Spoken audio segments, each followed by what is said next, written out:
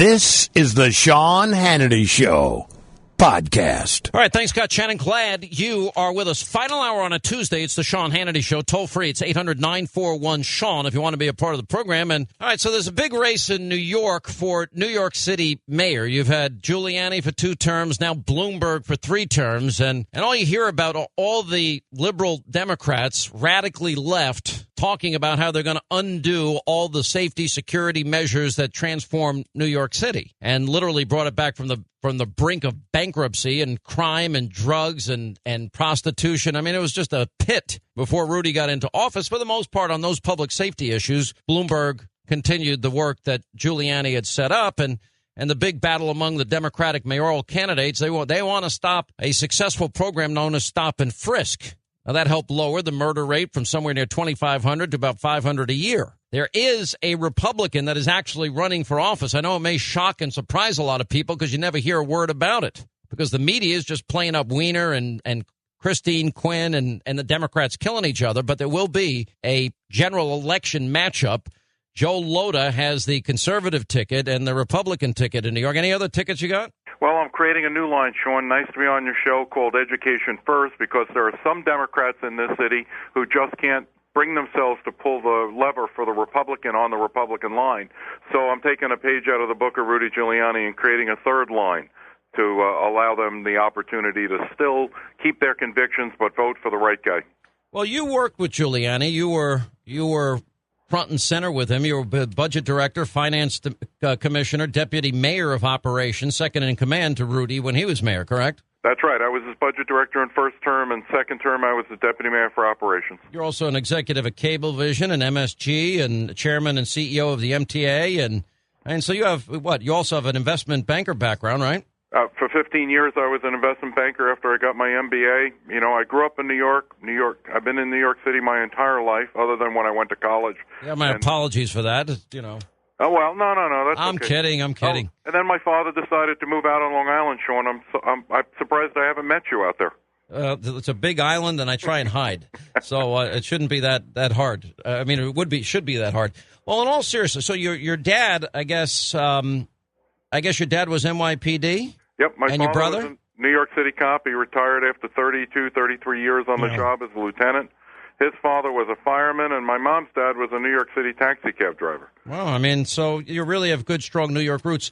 People seem to forget. I'm listening to all of these Democratic candidates and putting aside the salacious nature of these candidates and all the other garbage that they've been talking about. The worst thing I hear is I see New York headed back to the very policies before Rudy became mayor.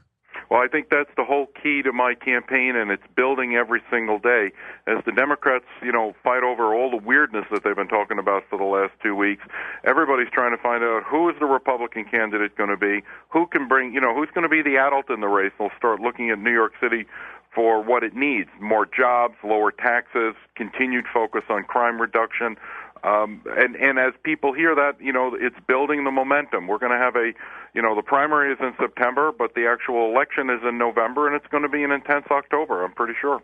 Yeah, it's pretty scary when you talk about it. What do you think of all the shenanigans with Weiner? Now, he was ahead in the polls until this latest revelation of Weinergate came out. And what is your reaction to him? The whole race has turned into a circus because of Anthony and all of his antics.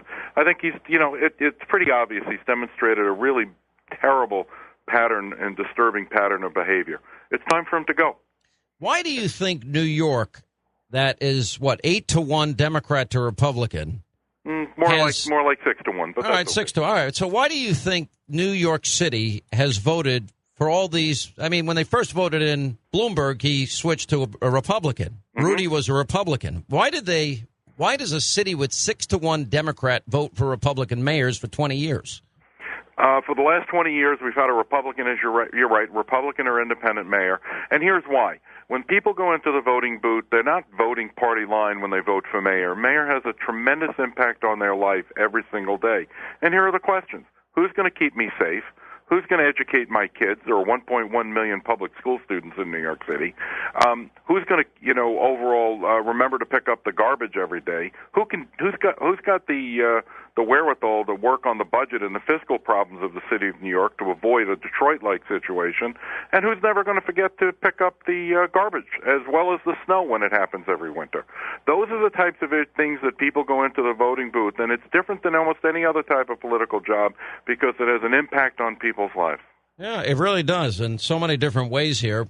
You know, one of the big issues is you're going to be facing a problem like Scott Walker and John Kasich faced, except you're doing it in a city scenario, and that is you've got to negotiate contracts for all the city unions. Apparently, these unions are going to want major increases, and I'm not sure the city financially is going to be able to afford what they want, and it looks like a showdown is going to come, but are you prepared for that? I am prepared for it, Sean. I did negotiate union contracts when I worked for Mayor Giuliani. I'm prepared to do it again. But, you know, there's room in the budget for a fair wage increase going forward. What these unions want, though, is retroactive pay. Going back sometimes as long as 4 years. They want to be paid more for work they did 4 years ago. I'm the only candidate out there that's saying it's not going to happen. So they want a retroactive contract. Yes, sir. They do. Yeah. And the reason why I'm running, most important reason why I'm running is that all of the unions walked away from the table because Mike Bloomberg was holding the line on retroactive pay, and the unions all walked away from the table because they believe that the next mayor is going to be a Democrat and they'll be able to get their way.